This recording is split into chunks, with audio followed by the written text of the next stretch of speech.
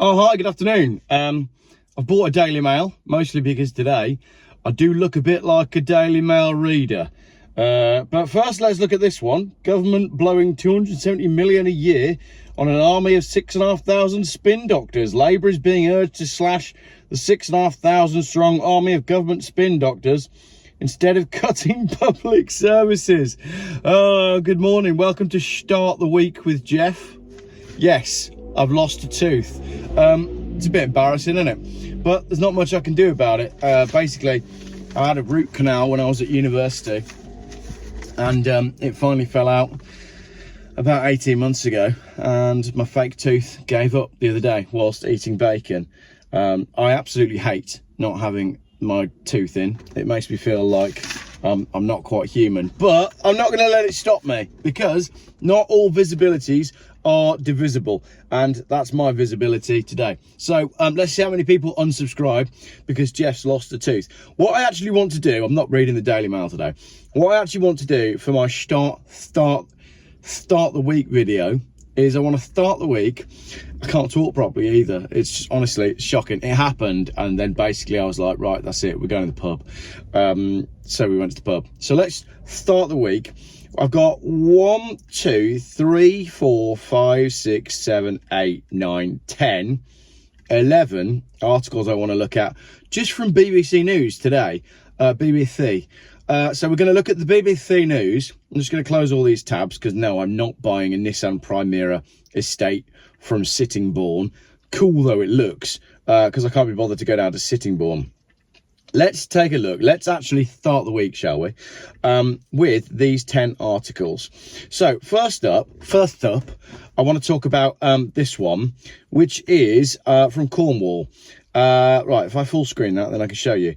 I am stuck, says mum, facing driving test delays. So what's going on in Cornwall is there's not enough driving instructors for people to be able to learn to drive. And I know in the comments you'll all be saying, Geoff, sorry to hear about your tooth, but you'll also be saying that you're having these problems in your local area as well.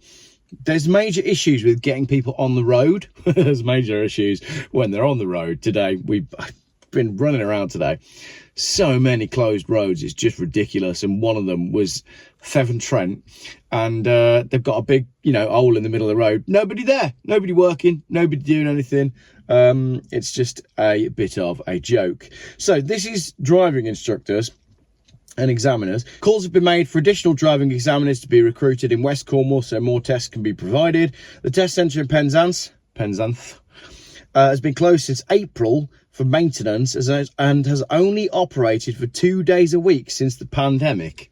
That is unbelievable. Learner drivers and instructors said it meant tests were hard to come by in a rural area where being able to drive was vital because the public transport in Cornwall is so good. Rosanna Allen from the Lizard said, my son's only 2 and I'd love to be able to take him to the park. I feel a lot of guilt. The Driver and Vehicle Standards Agency, the DVFA, said it was recruiting more examiners, but it did not currently have the capacity to increase testing in Penzance. This is insane. So a large chunk of what I earn is going into driving lessons, said Rosanna. Now I'm having to wait 8 weeks. There's another several £100 or more lessons. It's really frustrating. I'm having to wait so long. So basically the wait time, it said it further down here. DVFA figures for April showed waiting times to book a test in Cornwall were 24 weeks. That's half a year. That's insane. They really don't want people on the road, do they? And it's worse in other places, but basically it says that pretty much every driving test centre in the country is at its maximum wait time. So that's good news. Right, let's go to my next article. I can't remember what I pulled out this morning when I pulled out these articles, so it's a little bit of everything. Influx of kittens prompts plea to neuter cats. An animal rescue charity is urging people to neuter their cats because of a rise in the number of kittens needing rehoming. I don't understand the direct correlation between like COVID, and then you've got COVID dogs and COVID cats and kittens and all this stuff. But basically, get your cat neutered is the answer there. So that's a good one. Next up, No, I don't want to sign into BBC Sounds. Right, double red lines set for the city centre route. There's loads of comments on this one, so we can have a look at these as well. These will be juicy. Installation of a new red traffic route is set to take place in Stoke-on-Trent next month to tackle illegal parking, the council says. Double red lines will be painted along Broad Street in Hanley, between Potteries Way and Victoria Square, with drivers who stop anywhere on the route facing a £70 fine. The authority said parking officers have visited the site 1,333, there's that number again, times in the last year to tackle incessant parking issues. Let's have a look at some of the comments, because that'll be fun. John Buzzard says, parking restrictions, bus lanes and parking fees all lead to the demise of town centres. Sadly, it's much easier and cheaper to go to a retail park. Spot on, John. Someone else says, are blue badge holders allowed to stop on red lines? Blue badge holders are allowed to park wherever they want. Don't you know that? And anybody in a taxi, or anybody who's got their hazard lights on, or anyone in a Range Rover. That's the way the rules seem to work. Someone says... Oh, I'm not getting involved in an argument between people. Let's go over to Coventry and Warwickshire. Chair restorers praised for saving cathedral £333,000. There's that number again, 333. A super skilled and fastidious team of volunteers have been commended for their work restoring hundreds of chairs in a cathedral. They've renovated nearly a third of Coventry Cathedral's collection over the past 18 months, saving it £250,000, according to the cathedral spokesperson. That's nice, isn't it? I picked that one out for two reasons. One, it includes the number 333, which you'll know is follow me around. And two, have you ever walked into a cathedral, not walked into a cathedral as in like, ouch. Have you ever walked into it? That was a great joke, wasn't it? That's how I lost my tooth. I walked into a cathedral. No, have you ever walked into a cathedral and looked up and just went, how the hell did they make this? I did this in Lichfield Cathedral not too long ago, and I walked in and went, what? Nah, because I don't believe that the way that we're told this stuff was built is the way it was built. And my favourite is in Salamanca in Spain, where I genuinely walked around that cathedral with my jaw on the floor at just the architecture of it. And then you read the plinth and it's like, yeah, they built this over 120 years, 600 years ago. And you go, no, they didn't. Anyway, that's why I left that in, because that doesn't quite make sense. Right, now we're going into Leamington. Florist lukewarm at town pedestrianisation plan. Sarah Horn, who runs a florist in Leamington, said she was not sure the pedestrianisation was the right move for the high street. What do you think of the pedestrianisation of Norwich city centre? Said Alan Partridge.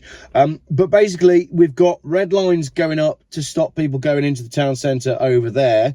And now here we've got pedestrianisation of Leamington Spa, and all it does is it stops people from going there. We know this, so I'm going to squeeze through that article. The next one that I picked out this morning is this one from Cornwall. Slurry lagoon plans raise smell and access concern. They're proposing to build a slurry lagoon near Saltash. I suppose that's better than a solar farm. Is it better than a solar farm? I'm not sure that it is, said Chris Eubank. Concerns have been raised over plans for a slurry lagoon in Cornwall. A Cornwall Council Planning Committee is set to review the application from Richard Best, who is seeking permission for an earth-banked slurry lagoon at a farm site. I don't think lagoon is the right word, is it? The lagoon would provide up to 5 months of storage and lie approximately 280 metres to the southwest of the nearest neighbouring residential property. Slurry. That's animal crap, isn't it? Here you go. Slurry is a mixture of water and animal manure, which is spread on the land as a natural fertiliser, and it stinks. So if you're in Cornwall and they're going to build a slurry lagoon, that could really boost tourism, couldn't it? Come and see the slurry lagoon. It's all a bit Simpsons, isn't it? Well, the world has gone a bit Simpsons. Headaches and a cough in its objection. Botus Fleming Parish Council, is that a real place? Said it was not clear how the slurry would be transported to the site, or they just take the animal there when it needs a crap and then hold it over.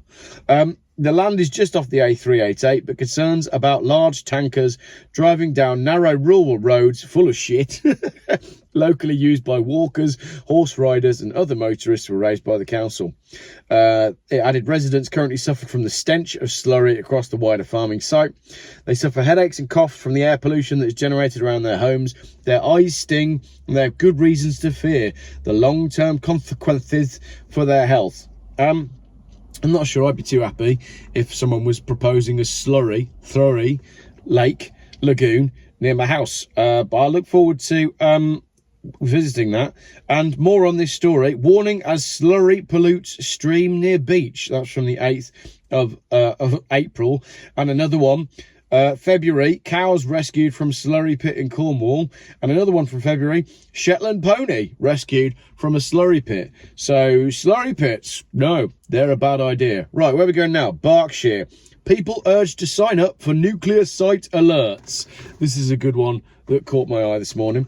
People living near an atomic weapons site are being invited to sign up for emergency text alerts so they can be notified in the event of a radiation emergency. West Berkshire Council said people affected by the detailed emergency planning zones around the atomic weapons establishment sites in Aldermaston and Burfield, Berkshire, could sign up to the new service. The authority said the likelihood of an emergency that could impact the public was extremely low. Excellent. What they should do is they should combine the nuclear warhead place and the slurry pit. And you'd have a real hot mess, wouldn't you? Let's move on to Oxfordshire. Calls for speed camera enforcement on 20-mile-an-hour street. Anybody else got loads of speeding tickets this year? I've gone 10 years without any, and now I won't even tell you. But it's getting ridiculous, and the locals are getting their pitchforks and torches out, ready to go find the safety camera van. Yeah, safety. Let's call it a safety camera van. Yeah, brilliant. Yeah, nothing safe about it. It's just about revenue generation. You know it, I know it, we all know it. Let's go bomb the van. No, I didn't say that. That's a terrible idea. Delete that from the record. Hydrogen peroxide on order. Joking. Can you even joke about that? You can't joke about anything anymore, can you? Anyway, speed cameras should be introduced to enforce a 20-mile-an-hour limit on a residential street following a two-car crash, campaigners have said. 2 cars crashed at 20 mile an hour. In a letter, councillors and residents and road safety groups called on the police, local authority and MP Annalise Dodds to help implement the measure on Morrill Avenue in Oxford. 2 people were taken to hospital after a BMW crashed into a taxi on Thursday. The taxi was probably parked on double red lines and the BMW has its hazard lights on. Anyway, so that's what's going on in Oxford. They want more speed cameras. Oxford and Bristol absolute are the thin end of the wedge of the World Economic Forum's new vision for how cities are going to look, and it's going to be a nightmare.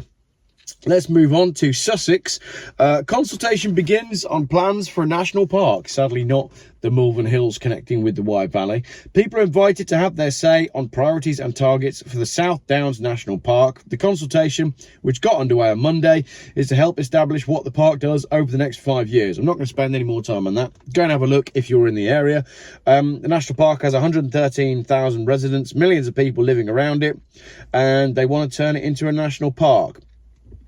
I like all the idea of this stuff, but my issue with all of this sort of stuff has always been you can't close an area unless you define the boundaries, and that's my issue. You know, I once went to I was in America and we went to visit what's the big crack called, the Grand Canyon National Park, and we arrived on the wrong day and it was closed. How'd you close a gigantic crack in the earth? But no, the Americans had managed it. And I think a lot of the groundwork for Agenda 21 and, you know, keeping people in their homes and protecting the wilderness areas by not allowing humans in them, a lot of that stuff can't be done unless you've already defined the areas. So if you make an area a national park, then you can go, nobody's allowed in the national park. But if it's just an area, then it's harder to do. I don't know. Maybe I'm a conspiracy theorist. 2 more for you. Manchester, 2-hour free parking begins after council U-turn. 2 hours of free parking has been introduced in parts of Greater Manchester following a council U-turn. 2 years ago, there was uproar from shoppers and traders after charges at £42 display car parks were increased from £1 to £3.50 for 3 hours.